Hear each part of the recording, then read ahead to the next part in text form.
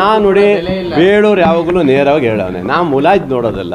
ಯಾರು ಮಾಡಿಲ್ಲ ಆದರೆ ಏನಾದ್ರು ತೊಂದರೆ ಆಗಿದೆ ಅಂತ ಹೇಳಿದ್ರೆ ನೀವು ಸರಿ ಮಾಡ್ತಾ ಇಲ್ಲ ಮುಖ್ಯಮಂತ್ರಿಗಳು, ಇವ್ರಿಗೆ ಸರಿ ಹೇಳ್ತೀರೋ ಇಲ್ಲೋ, ನಾವು 3 ಸರಿ MLA ಆಗಿದ್ದೀವಿ ಅಂತ ಕೇಳ್ತೀವಿ, ಅಷ್ಟು ಬಿಟ್ಟರೆ ನಾವು ಮತ್ತೆ ಆಮೇಲೆ ಸರಿ ಮಾಡಿದ್ದಾರೆ.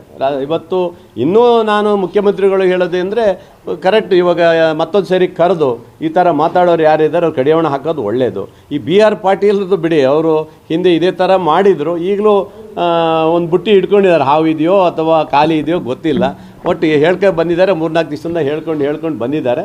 ಅದ್ರ ಬಗ್ಗೆ ಏನಂತ ಮುಖ್ಯಮಂತ್ರಿಗಳು ನಿರ್ಧಾರ ಸಂಖ್ಯೆ ಸುಮಾರು ಜನ ಇದ್ದಾರೆ ಕಾಂಗ್ರೆಸ್ನಲ್ಲಿ, ಈ ತರದವರು ಎಲ್ಲರೂ ಮುಂದಿನ ಮಾತಾಡ್ತಾರೆ ಅಂತ ಹೇಳ್ತಾ ಇದ್ದಾರೆ. BR ಪಾಟೀಲ್ ಅವ್ರು ಕಟ್ಕೊಂಡು ಯಾರು MLA ಯಾರು ಹೋಗ್ತಾರ್ರಿ? ಏನು ಬೇರೆ ಕೆಲಸ ಇಲ್ಲದೆ ಹೋಗ್ತಾರಾ? ಏನಕ್ಕಾಗಿ ಹೋಗ್ಬೇಕಾಗಿದೆ? ಇವರೆಲ್ಲ ಕೂಗಿ ಅಧಿಕಾರ ತಗೊಂಡವರು ಯಾರು? ಇವರು ರಾಯರೆಡ್ಡಿ ಅವರಲ್ಲ, ಇವರೆಲ್ಲ ಕೂಗೆ ತಗೊಂಡಿದ್ದು, ಸರ್ಕಾರದ ವಿರೋಧ ಮಾತಾಡಿ ಇವತ್ತು ಅಧಿಕಾರ ತಗೊಂಡಿದ್ದಾರೆ. ಹಾಗಾಗಿ ಏನೋ ಅವಾಗ ಅವ್ರದ್ದು ನಂಗೆ ಗೊತ್ತಿಲ್ಲ, ಈಗ ಅವ್ರ ಅಧಿಕಾರದಲ್ಲಿದ್ದಾರೆ, ಇನ್ನು ಅವ್ರ ಬಗ್ಗೆ ನಾನೇನು ಮಾತಾಡೋಕ್ಕಾಗತ್ತೆ? ಆದರೆ ಸರ್ಕಾರದಲ್ಲಿ ಯಾವುದೇ ಗೊಂದಲಗಳಿಲ್ಲ, ತೊಂದರೆ ಇಲ್ಲ ನನಗೆ ಅನಿಸ್ತೈತಪ್ಪ.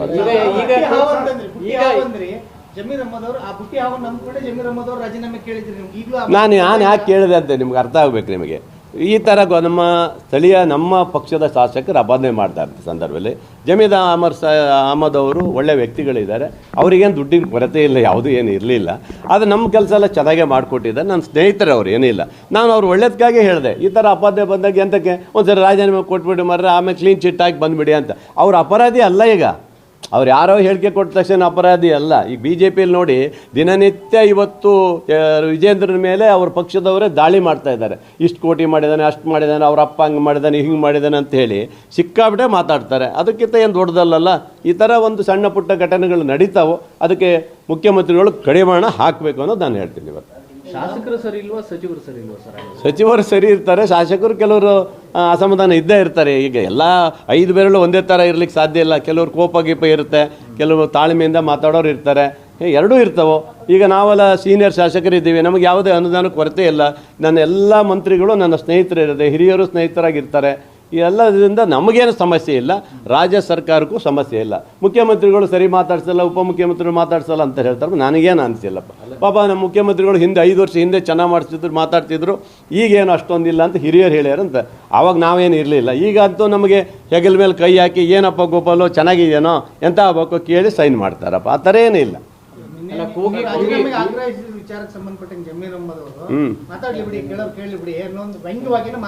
ಸರ್, ನನ್ನ ಸ್ನೇಹಿತರಾಗೆ ನಾನು ಹೇಳಿದ್ದೀನಿ, ಅವ್ರ ಪರವಾಗಿ ಹೇಳಿದೆ, ಅವರು ಹೇಳಿದ್ದಾರೆ, ನಾನೇನೋ ಆ ಥರ ಇದ್ದರೆ ರಾಜೀನಾಮೆ ಕೊಡ್ತೀನಪ್ಪ, ನನಗೇನು ಅಂತ ಆ ಥರ ದುಡ್ಡಲ್ಲಿ ದರಿದ್ರೆ ಏನು ಇಲ್ಲ ಅಂತ ಅವ್ರು ಹೇಳಿದ್ದಾರೆ. ಅದರ ಮೇಲೆ ನಾನು ಹೇಳಿಕೆ ಕೊಡೋದು ಏನಿದೆ ಅಲ್ಲಿ ಅಲ್ವಾ? ಹೀಗಾಗಿ ಅಪರಾಧಿ ಅಲ್ಲ ಅವರು ಅಲ್ವಾ? ಒಳ್ಳೆ ವ್ಯಕ್ತಿಗಳಿದ್ದಾರೆ ಮತ್ತು ಒಳ್ಳೆ ಕೆಲಸ ಮಾಡ್ತಾರೆ. ಅದೇ ಹೇಳಿದ್ದು ನಾನು, ಅದಕ್ಕೆ ಹೇಳಿದ್ದು ನಾನು ಹೇಳಿದ್ದು ಅಲ್ಲ, ನಾನು ಹೇಳಿದ್ದು ಅವ್ರು ಹೇಳಿದ ಮೇಲೆ ಅಂತ ಏನು ಹೇಳಿದೆ. ಮುಖ್ಯಮಂತ್ರಿಗಳು ಹೇಳಿದ್ದಾರೆ, ಅದು ಏನಿದೆ ನಾನು ನೋಡ್ತೀನಿ ಅಂತ ಹೇಳಿದ್ದಾರೆ, ಅವರು ಹೇಳಿದ್ದಾರೆ. ಹಾಗೇನಿದ್ರೆ ರಾಜೀನಾಮೆ ಕೊಡ್ತೀನಿ ಅಂತ ಹೇಳಿದ್ದಾರೆ. ನಾನು ಅವ್ರು ಒಳ್ಳೇದಕ್ಕಾಗಿ ಹೇಳಿದ್ದೀನಿ. ನೀವು ಹಾಗೇನಿರೋದಿದ್ರೆ ನಮ್ಮ ಸ್ವಪಕ್ಷೀಯವರು ಅಪಾದನೆ ಮಾಡಿದಂಥ ಸಂದರ್ಭದಲ್ಲಿ ಹಾಗೇನಿರಿದ್ರೆ ನೀವು ರಾಜೀನಾಮೆ ಕೊಟ್ಟು ಆರಾಮಾಗಿ ಮತ್ತೆ ಕ್ಲೀನ್ ಚಿಟ್ ಆದ್ಮೇಲೆ ಮತ್ತೆ ಮಂತ್ರಿ ಆಗ್ರಿ ಅಂತ ಹೇಳಿದ್ದೇನೆ, ಅಷ್ಟೇ ಬಿಟ್ಟು. ಅಲ್ಲ, ಈ ಥರ ಗೊಂದಲಗಳಾದರೆ ಒಂದು ಸ್ವಲ್ಪ CLP ಕರೆದು ಯಾರ್ಯಾರು ಈ ಥರ ಹೇಳಿಕೆ ಕೊಟ್ಟರು ನನ್ನೂ ಸೇರಿ ಎಚ್ಚರಿಕೆ ಕೊಡೋದು ಒಳ್ಳೇದು ಅಂತ ನಾನು ಇವತ್ತು ಹೇಳ್ತಾ ಇದ್ದೀನಿ. ಪಕ್ಷ ಸರ್ಕಾರಕ್ಕೆ ಮುಜುಗರ, ನೀವು ಸೇರಿದಂತೆ ಈ ರೀತಿ ಹೇಳಿಕೆಗಳು ಕೊಡ್ತಾ ಇರೋದು ಪಕ್ಷ ಸರ್ಕಾರಕ್ಕೆ ಮುಜುಗರ ಆಗ್ತಿಲ್ವಾ? ಅಲ್ಲ, ಖಂಡಿತ ಆಗುತ್ತೆ. ಇದನ್ನ ಈಗಾಗಲೇ ನಾನು ಹೇಳಿಕೆ ಕೊಟ್ಟಿರೋದು, ಒಬ್ಬ ವ್ಯಕ್ತಿಗೆ ತೊಂದರೆ ಆಗಬಾರ್ದು, ಒಳ್ಳೆ ವ್ಯಕ್ತಿಯಾಗಿ ಅವ್ರು ರಾಜೀನಾಮೆ ಕೊಟ್ಟು ಹೊರಗೆ ಹೋಗಿ ಇದು ಮಾಡಿ ಮತ್ತೆ ಅವ್ರು ಮುಕ್ತರಾಗಿ ಬರಬೇಕು ಅನ್ನೋ ಉದ್ದೇಶದಿಂದ ಹೇಳಿದ್ಬಿಟ್ರೆ, ಅವು ಸ್ನೇಹಿತರಾಗಿ ಹೇಳಿದ್ದೀನಿ. ಅದು ಬಿಟ್ಟರೆ ಬೇರೆ ನಾನು ಉದ್ದೇಶದಿಂದ ಹೇಳಿದ್ದೆ. CLP ಸಭೆಗಳು ಕೇವಲ ಪಕ್ಷ ಸಂಘಟನೆ, ಕೇವಲ ಊಟಕ್ಕೆ ಸೇರಿದಂತಹ ಒಕ್ಕೂಟಗಳಾಗ್ತಾ ಇದೆ ಹೊರತು ಅಲ್ಲಿ ಏನು ಸಮಸ್ಯೆ? ಯಾರು ಹೇಳಿದ್ದು?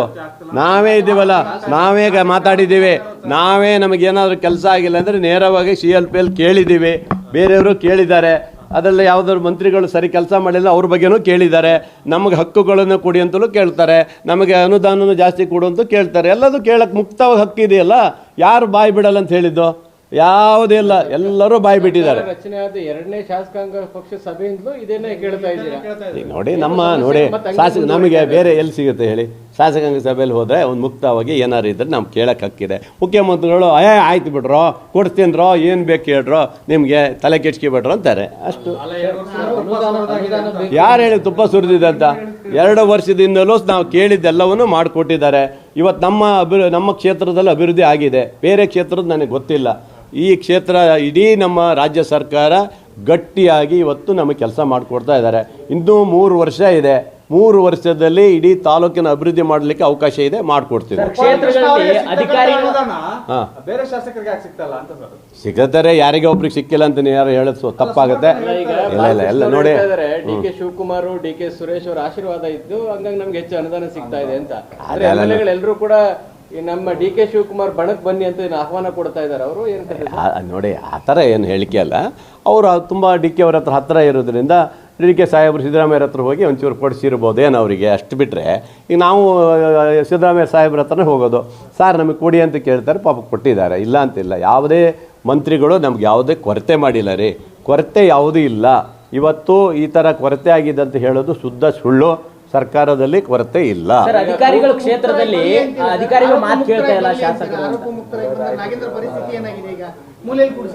ಏನಿಲ್ಲ. ನಾಗೇಂದ್ರ ಅವ್ರಿಗೂ ನೆಕ್ಸ್ಟ್ ತಗೊಳ್ಬೇಕಂತ ಹೇಳಿ ರಾಜ್ಯದಲ್ಲಿ ತೀರ್ಮಾನ ಇದೆ, ತಗೊಳ್ತಾರೆ.